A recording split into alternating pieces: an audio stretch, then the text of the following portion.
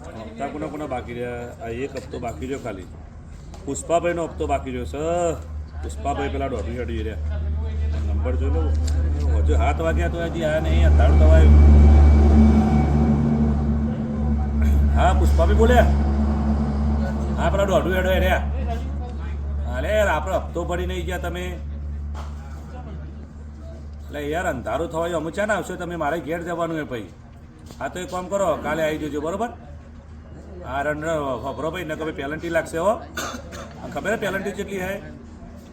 આ ઓર દોઢીની સીધી થઈ જશે તમારી હો.